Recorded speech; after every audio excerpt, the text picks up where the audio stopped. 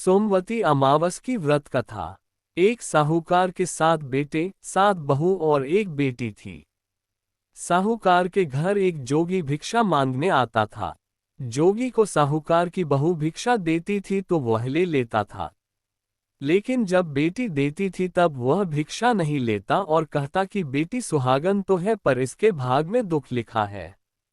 ये बात सुनकर बेटी को चिंता होने लगी और उसका शरीर कमजोर होने लगा। उसकी माँ ने पूछा कि बेटी तुम इन दिनों इतनी कमजोर दिखाई देती हो। तब उसने बताया कि एक जोगी भिक्षा मांगने आता है जो कहता है बेटी है तो सुहागन लेकिन इसके नसीब में दुख लिखा है। ये बात सुनकर उसकी माँ ने कहा कि कल मैं सुनूंगी। अगले दिन जब जोगी भिक्षा लेने आया तो उसकी माँ छुप कर बैठ गई। जब बेटी भिक्षा देने लगी तो जोगी ने वही बात फिर से बोली। इतनी बात सुनकर उसकी माँ बाहर निकल कर आए और बोली, एक तो हम तुम्हें भिक्षा देते हैं और तू ऊपर से हमें गाली देता है। तब जोगी बोला कि मैं गाली नहीं देता, जो सच है वही बोलता हूँ, जो इसके भाग में लिखा है वही कहता हूँ।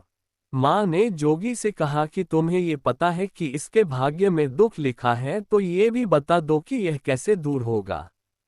तब जोगी बोला कि 7 समुंदर पार एक सोना धोबन रहती है, जो सोमवती अमावस का व्रत करती है।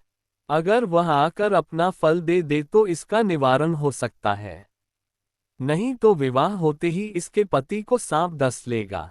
ये बात सुनकर माँ बहुत रोने लगी और सोना धोबन की तलाश में जाने लगी। चलते चलते रास्ते में तेज धूप पड़ने लगी तो साहूकारनी एक पीपल के पेड़ के नीचे बैठ गई।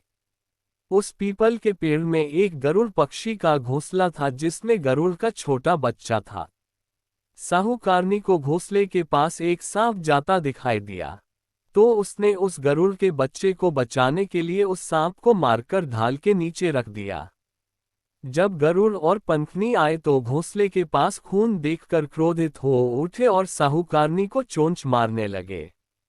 तब साहूकारनी बोली कि मैंने तो तुम्हारे बच्चे की जान बचाई है। ये सांप तुम्हारे बच्चे को डसने वाला था तो मैंने इसे मार कर गिरा दिया। गरुड़ ने सांप की ओर देखकर कहा, तुमने हमारे बच्चे की जान बचाई है, अब तुम्हें जो मांगना है मांगो। तब साहूकारनी बोली कि मुझे 7 समुंदर पार सोना धोबन के घर छोड़कर आओ। गरुड़ ने साहूकारनी को अपनी पीठ पर बैठाकर 7 समुंदर पार सोना धोबन के घर छोड़ आया। वहां जाकर साहूकारनी ने सोचा कि सोना धोबन को कैसे राजी किया जाए। सोना धोबन के 7 बेटे बहू थे। उसकी 7 बहुएं काम को लेकर रोज लड़ाई करती थी और काम भी नहीं करती थी। एक रात को जब सब सो जाते तो साहूकारनी सोना धोबन के घर जाती और घर का सारा काम करती।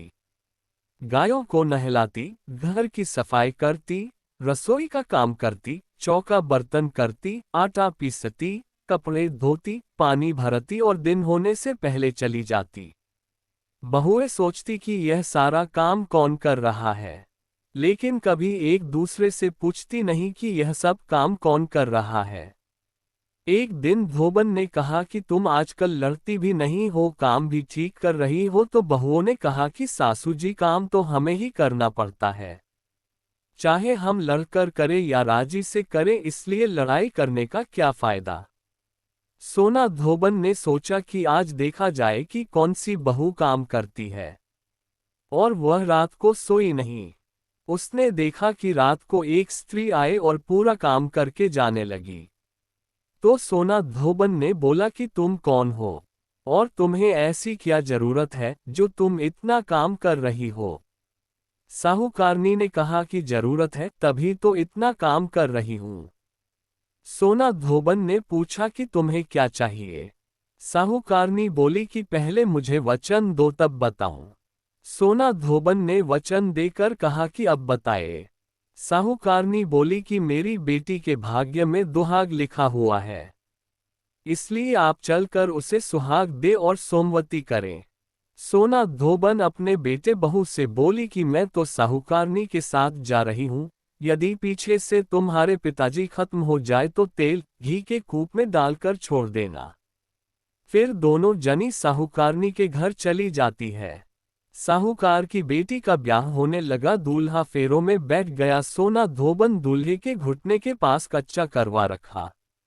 उसमें दूध डाला और तात का तार लेकर बैठ गई। थोड़ी देर बाद सांप दूल्हे को डसने के लिए आया। सोना धोबन ने करवा आगे रखा और तार से बांध दिया, लेकिन दूल्हा डर के मारे मर गया। तब सोना धोबन ने टीके में से रोली निकाली, मांग में सिंदूर निकाला, खोया आंख में से काजल निकाला और मेहंदी निकालकर छोटी अंगुली से छींटे मारे और बोली कि आज दिन तक मैंने जितनी सोमवती अमावस करी उनका फल तो साहूकार के बेटी को लग जाए, और आगे जो मैं सोमवती अमावस करूं वह मेरे बेटे को लगे। इतना कहते ही दूल्हा जीवित हो गया और सब सोमवती की जय जय बोलने लगे। सोना धोबन वापस जाने लगी। तब साहूकारनी बोली कि तुमने मेरे जवाई को नया जीवन दान दिया है, इसलिए कुछ भी मांगो। वह बोली कि मुझे तो कुछ नहीं चाहिए, सिर्फ एक हांडी दे दो। वह हांडी लेकर चली जाती है। रास्ते में सोमवती आती है तो हांडी का 108 परिक्रमा लगाकर पीपल के पेड़ के नीचे गाड़कर घर आ जाती है। घर आकर देखती है तो उसका पति मरा हुआ तेल और घी के रूप में पड़ा है। तब वह टीका में से रोली निकाली, मांग में से सिंदूर निकाला, कोया में से काजल निकाली, नुम्बा में से मेहंदी निकालकर चिटली अंगुली से छींटे दिए और बोली, मैंने जो रास्ते में सोमवती की है उसका फल मेरे पति को लगे। इतना कहते ही उसका पति उठकर बैठ गया। सोमवती अमावस। जैसा साहूकार की बेटी को सुहाग दिया वैसा सबको देना। मैं आशा करता हूं कि आपको सोमवती अमावस की कहानी पसंद आई होगी। धन्यवाद। सोमवती अमावस्या व्रत विधि। सोमवती अमावस्या का व्रत विवाहित स्त्रियां अपने पति की लंबी आयु के लिए करती है। इसे अश्वत्थ पीपल प्रदक्षिणा व्रत भी कहते हैं। इस दिन प्रातः काल उठकर नित्य कर्म तथा स्नान कर स्वच्छ वस्त्र पहन लें। अब सभी पूजन सामग्री लेकर पीपल के वृक्ष के पास जाएं। पीपल की जड़ में लक्ष्मी नारायण की स्थापना करके दूध जल अर्पित करें और पीपल की जड़ में सूत लपेट दे भगवान का ध्यान करके पुष्प, अक्षत, चंदन, भोग, धूप इत्यादि अर्पण करें। फिर प्रेमपूर्वक हाथ जोड़कर भगवान की प्रार्थना करें और अब पेड़ के चारों ओर ओम श्री वासुदेवाय नमः बोलते हुए 108 बार परिक्रमा करें। इसके बाद कथा सुने अथवा सुनाए। सामर्थ्यानुसार दान दें। ऐसा करने से भगवान पुत्र, पौत्र, धन, धान्य तथा सभी मनोवांछित फल प्रदान करते हैं। सोमवती अमावस्या व्रत करने के लाभ। जो व्यक्ति सोमवती अमावस्या करता है उसके सभी संकट दूर हो जाते हैं और एक समृद्ध जीवन की प्राप्ति होती है। भक्त सोमवार के शुभ दिन पर व्रत करके भगवान शिव की कृपा प्राप्त कर सकते हैं। एक निसंतान दंपत्ति को संतान की प्राप्ति हो सकती है और रुद्राभिषेक पूजा करने से संपत्ति की प्राप्ति हो सकती है। इस व्रत का पालन करने से सुहागिन महिलाएं अखंड सौभाग्य का आशीर्वाद प्राप्त करती है।